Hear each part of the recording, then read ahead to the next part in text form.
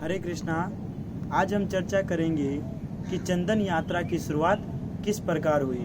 जैसे कि हम जानते हैं इस्कॉन टेम्पल के अंदर एक ऐसा महीना आता है जिसमें भगवान को चंदन लगाया जाता है। तो कहते हैं कि जब कृष्ण थे तो कृष्ण ने इस धरती पर लीला किया, उसके बाद उनका एक अवतार हुआ चैतन्य महाप्रभु के रूप में। तो चैतन्य महाप्रभु के रूप में जब उन्होंने अवतार लिए तो उन्होंने कई सारे पार्षद के साथ यहाँ पर आए।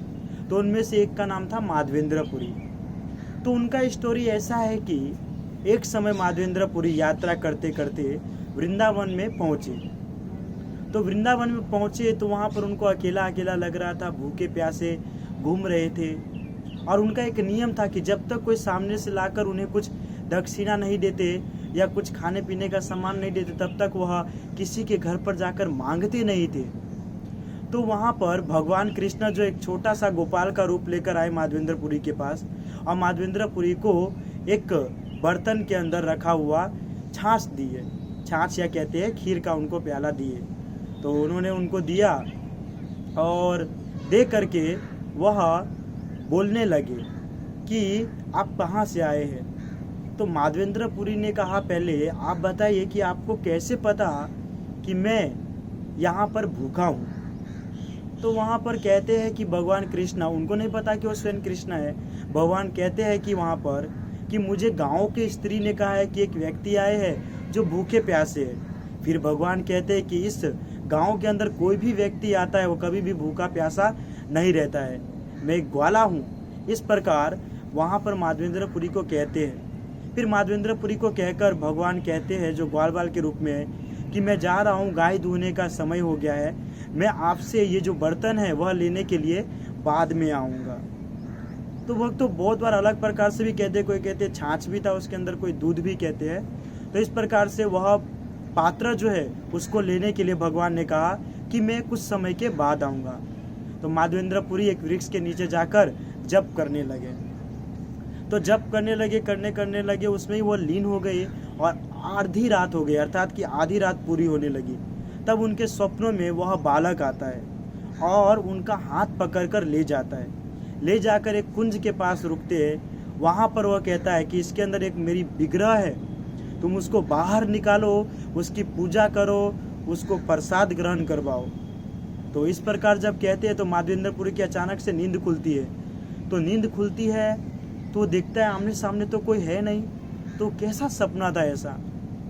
तो वह गांव वाले को लेकर उसी कुंज के पास जाता है। तो उस कुंज के पास जाता है तो वहाँ पर वह खुदाई चालू करते हैं। सब अपने अपने अस्त्र शस्त्र गांव वाले लेकर आते हैं। खुदाई करने के बाद उस विग्रह को बाहर निकाला जाता है। फिर उसे बाहर निकालकर एक पर्वत के ऊपर रखा जाता है और सभी गांव के लोग आते हैं, बहुत सारे चढ़ावे चढ़ाते हैं, पंडित लोग आते हैं, अपने हिसाब से जितना जो कुछ होता है वह सब देते हैं। उनको स्नान कराया जाता है, अलग अलग तरीके से वस्त्र पहनाया जाता है और जिससे जितना हो सके उतना उसको भोग लगाने के लिए वस्तु देते थे या भोज्य पदार्थ देते थे।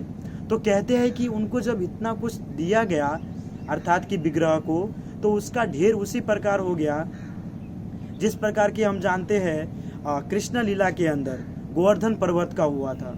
उसी प्रकार इनका भी भोजन से एक पर्वत जैसा आकार बन गया। तो फिर ये सब होने के बाद सभी को वहाँ पर माधवेंद्रपुरी ने प्रसाद खिलाया, सभी ने प्रसाद ग्रहण किए, छोटे लोगों ने, मध्यम वर्ग के लोगों ने, ब्राह्मणों ने।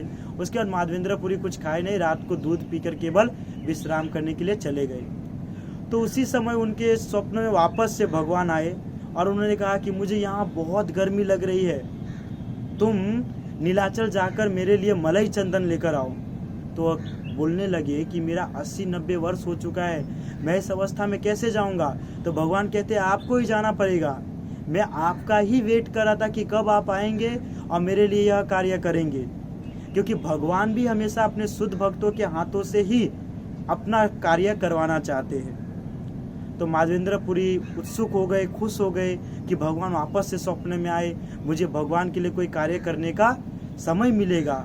तो माधवेंद्रपुरी कुछ समय के बाद वहाँ से निकल पड़ते हैं। फिर निकलकर वह जाते हैं उड़ीसा की ओर निकल पड़ते हैं। तो उड़ीसा में जाकर वह गोपीनाथ टेम्पल में रुकते हैं। तो गोपीनाथ टेम्पल में रुककर भगवान को प्रणाम करते हैं। उसके बाद देखते हैं कि वहाँ के जो पुजारी है वह भगवान को खीर ऑफर कर रहे हैं। तो उन्होंने विचार किया कि खीर की खुशबू तो बहुत अच्छी है, काश मैं भी भगवान के लिए ऐसा खीर बना पाता, बट मुझे आता नहीं है। तो उन्होंने ऐसी इच्छा की। उसके बाद वो सोचने लगे कि मैं कैसा इंसान हूँ कि भगवान को भूख लग रहा था और मैंने ऐसा इच्छा व्यक्त किया। तो अपने आप पे मतलब कि नाखुश होते। फिर गोपीनाथ जो है वह तो देख लेते मेरे भक्त की इच्छा थी, तो गोपीनाथ क्या करते हैं कि उनके लिए एक अलग से खीर का प्याला अपने पीछे छिपा लेते हैं।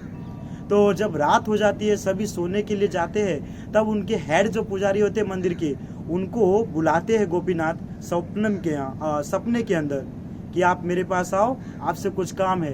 तो उनके पास जाते हैं, तो वह है ना अपने पीछे से एक खीर का कटोरी देते हैं, और खीर का कटोरी देकर वह कहते हैं कि यह खीर का प्याला जो है वह माधवेंद्रपुरी को आप दे देना। तो बहुत विचार करने लगता है कि स्वयं भगवान उसके लिए खीर रखे हैं, बहुत प्रसन्न हो जाता है। लेकिन माधवेंद्रपुरी को जब जाकर वह देते तो माधवेंद्रपुरी तो खुश हो जाता है, खीर को खाता भी है, और जो पात्र रहता है उसको फोड़ लेता है, मिट्टी का पात्र रहता है, और उसको अपने बैग में डाल देते हैं कि कभी कभी एक दिन कुछ समय पर वह भी खाते रहेंगे। उसके बाद माधवेंद्रपुरी को ऐसा लगता है कि सभी गांव वाले को अगर पता चल जाए कि गोपीनाथ ने मेरे लिए खीर का प्याला रखे है, तो वो सब तो मेरा मतलब जयकार करने लगेंगे, मान सम्मान करने लगेंगे। तो इस भय के कारण माधवेंद्रपुरी वहां से चले गए और एक बाजार में जाकर रुक गए। तो सुबह होते होते सबको यह बात पता चलने लगी। तो यह बात सबको पता चली तो जयकार करने लगे। लेकिन कहते हैं कि माधवेंद्रपुरी उससे पहले ही वो निकल गए और वहां पहुंचे जगन्नाथपुरी, जहां पर उसे मलाई चंदन लेना था। तो वहां पर जाकर उन्होंने कहा कि मैं आया हूं मलाई चंदन लेने के लिए। तो वहां के जो राजा थे उनको भी यह पता चल चुका था कि जो माधवेंद्रपुरी है उनके लिए गोपीनाथ ने स्वयं खीर चुला कर रखे थे। तो वो भी बहुत प्रसन्न थे। उन्होंने अपने सैनिक को भेजा कि जो माधवेंद्रपुरी को जो वो वस्तु लाकर दिया जाए। तो वो माधवेंद्रपुरी राजा के पास आए।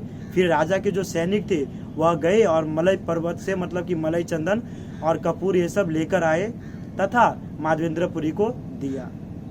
तो माधवेंद्रपुरी उसको लेकर वहीं पे अपना रात व्यतीत करने वाले थे, उसके बाद निकलने वाले थे।